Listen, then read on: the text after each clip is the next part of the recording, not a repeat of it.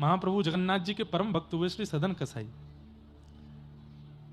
कसाई थे, मांस विक्रय करते थे, लेकिन तराजू में तोलने के लिए मांस को दूसरे पड़ले में जो भार रखा जाता, बाट रखा जाता, उसकी जगह कुछ पत्थर रखते और गलती से उनको पता नहीं था एक शालिग्राम भगवान थे और वो उनसे मांस तोलते थे।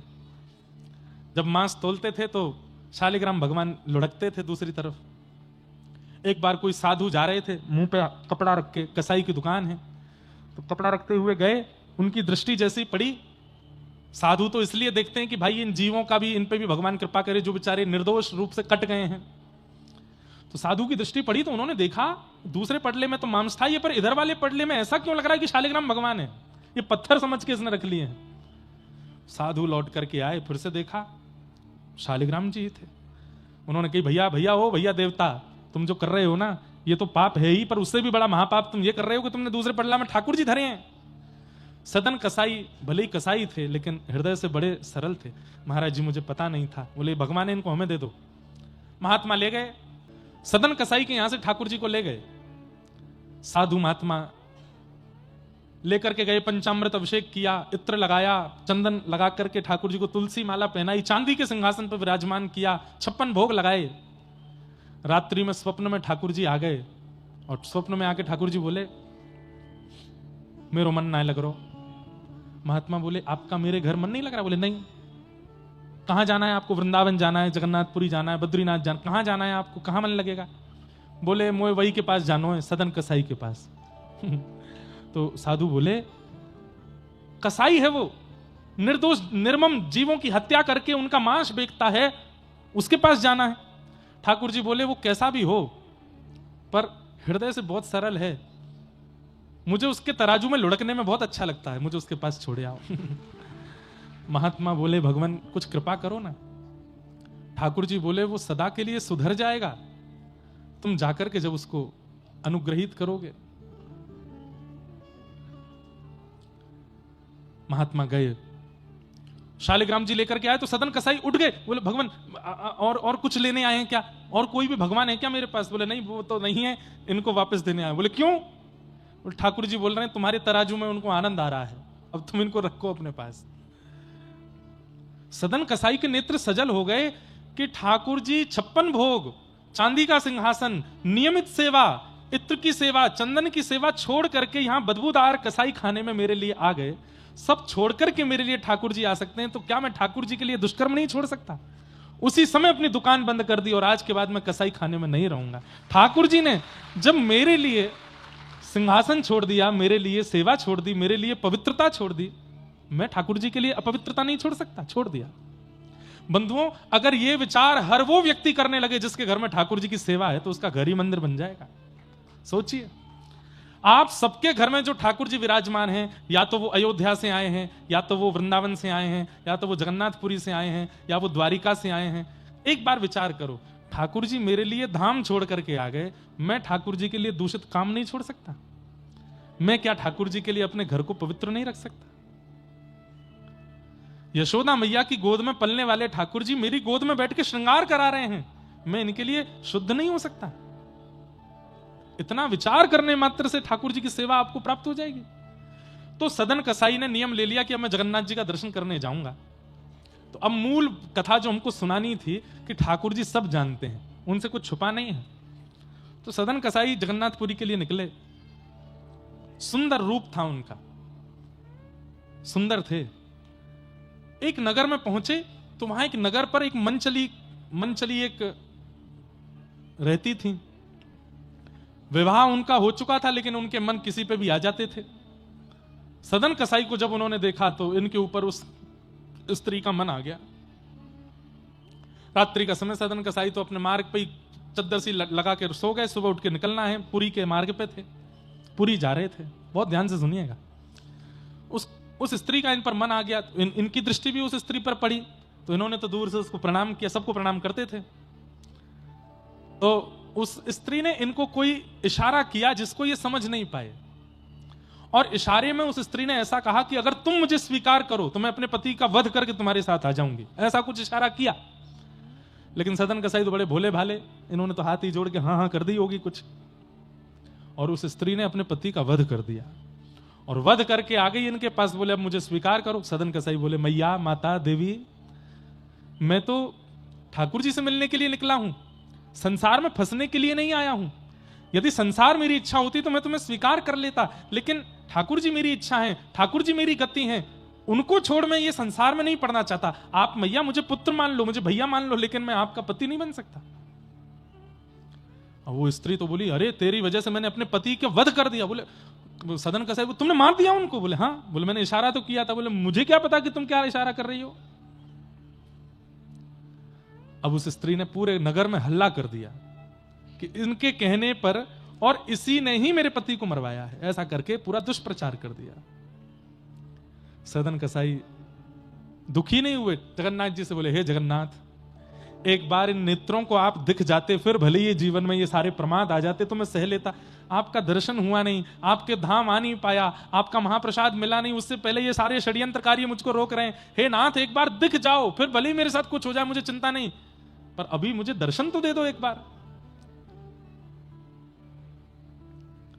राजा जो उस नगर का राजा था उसने सदन कसाई को बुलाया और कहा देखो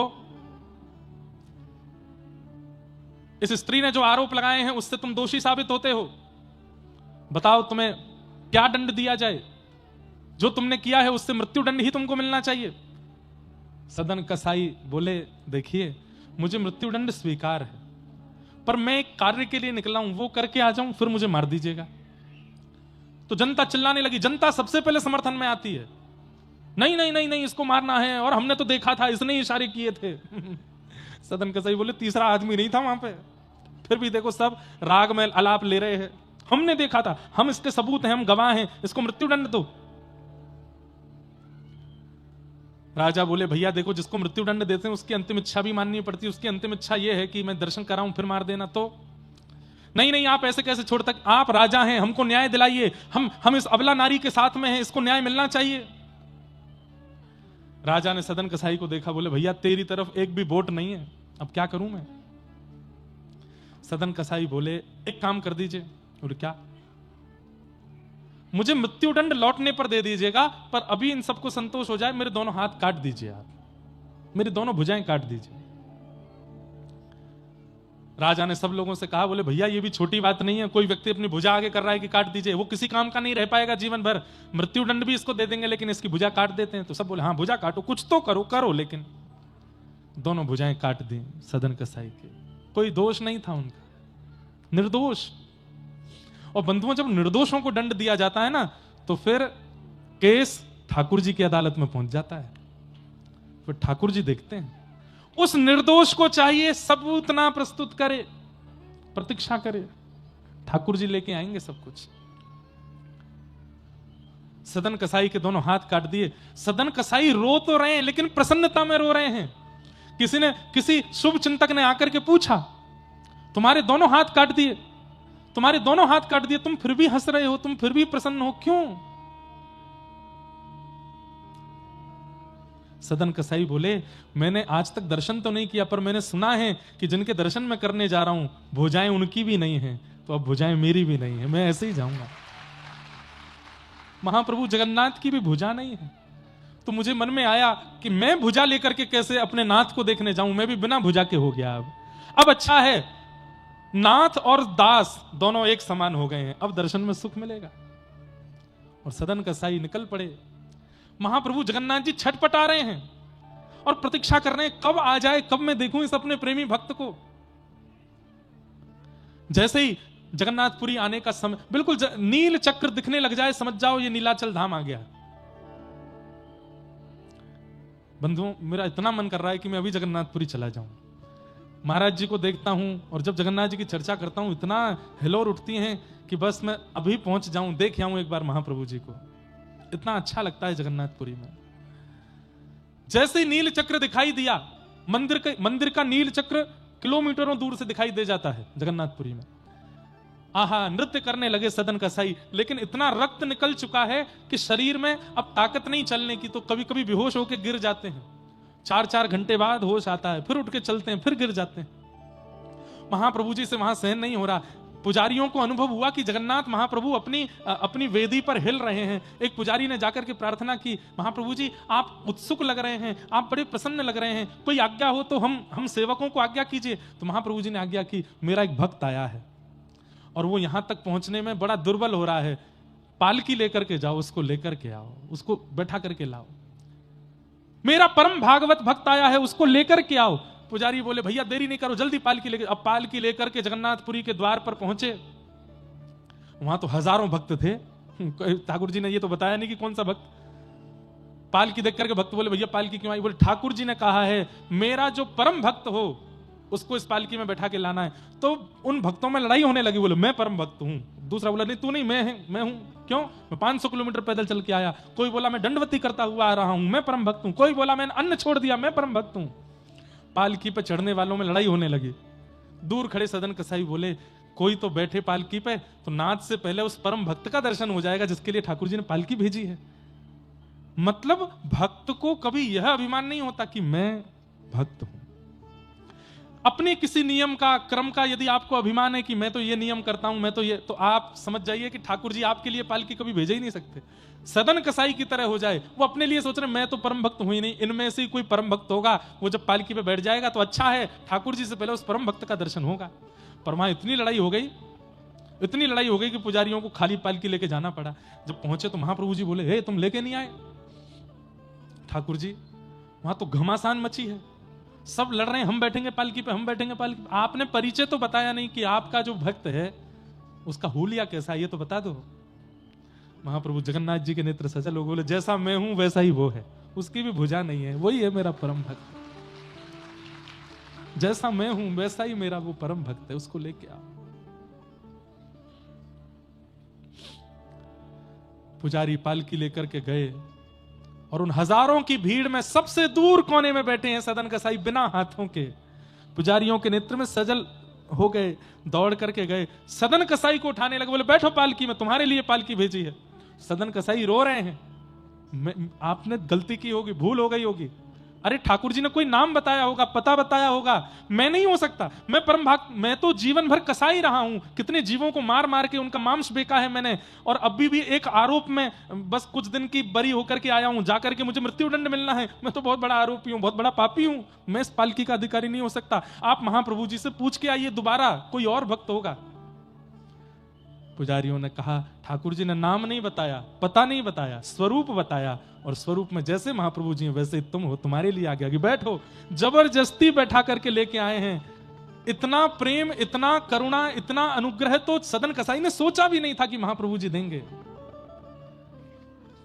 जैसे ही महाप्रभु जी के द्वार पर आए, जगन्नाथ मंदिर के सिंह द्वार के भीतर ही पतित पावन भगवान का दर्शन होता है। पतित पावन भगवान को देख करके दंडवत किया पालकी से उतर के सदन कसाई ने। आज तक उनके मन में यह नहीं आया कि मेरे हाथ कट गए। सब लोग इधर देखो, ध्यान से सुनो। आज तक मन में नहीं आया मेरे हाथ कट गए, लेकिन आज जैसे ही प्रणाम किया तो प्रणाम करने पर ये भुजाएं उठ नहीं पा रही थीं। तब पहली बार मन में आया कि मेरी भुजा होती तो मैं अपने महाप्रभु जी को दंडवत साष्टांग प्रणाम करता, लेकिन भुजा तो नहीं है। अब बंद हो गया, लेकिन पहले जगन्नाथपुरी में नियम था, प्रत्येक दर्शनार्थी महाप्रभु जी को आलिंगन करते थे, सब जाकर के महाप्रभु जी को पकड़ते। यही सोचते जा रहे हैं सदन कसाई कि मैं आलिंगन करूंगा कैसे, आलिंगन के लिए तो भुजा चाहिए, मेरे पास तो भुजा है ही नहीं। महाप्रभु जी बाह पसार करके खड़े, मैं कैसे आलिंगन करूंगा। जैसे ही महाप्रभु जी के सामने पहुंचे, इसी ग्लानि में रोने लगे कि नाथ मेरी भुजा नहीं है, मैं आपको अपने अंक में कैसे भरूंगा। इस भावना से कटी हुई भुजा जैसे ही उठाई, तुरंत दोनों भुजाएं प्रकट हो गईं और महाप्रभु जी को आलिंगन कर लिया, हृदय से लगा लिया। मानो उन्होंने नहीं, महाप्रभु जी ने उनको हृदय से लगाया। सोचिए, निर्दोष थे वो, मृत्यु दंड चढ़ा है उनके ऊपर, लेकिन महाप्रभु जी ने कैसा प्रेम, कैसा उपकार, कैसा अनुग्रह किया। क्यों? कोई सफाई नहीं देनी पड़ी, किनको कोई सफाई नहीं देनी पड़ी यहां सदन कसाई जी को जाके कि मैंने अपराध नहीं किया, मैंने दोष नहीं किया, इसलिए मेरे हाथ काट दिए, जबरदस्ती का कुछ नहीं कहा है। मौन गए थे, क्योंकि महाप्रभु जी सब जानते हैं आपके जीवन में क्या चल रहा है, क्या नहीं चल रहा है। मत बताइए, ठाकुर जी को सब पता है उनको। उनके सामने तो निर्भाव से जाओ, निष्काम भाव से जाओ, कुछ नहीं चाहिए नाथ, बल्कि दुखी हो फिर भी ठाकुर जी के सामने जाके कहो हम बहुत सुखी हैं ठाकुर जी, हम बहुत प्रसन्न हैं, सब बढ़िया चल रहा है, आप बिल्कुल निश्चिंत रहें, हम बहुत बढ़िया से जीवन जी रहे हैं। ठाकुर जी प्रसन्न हो जाते हैं।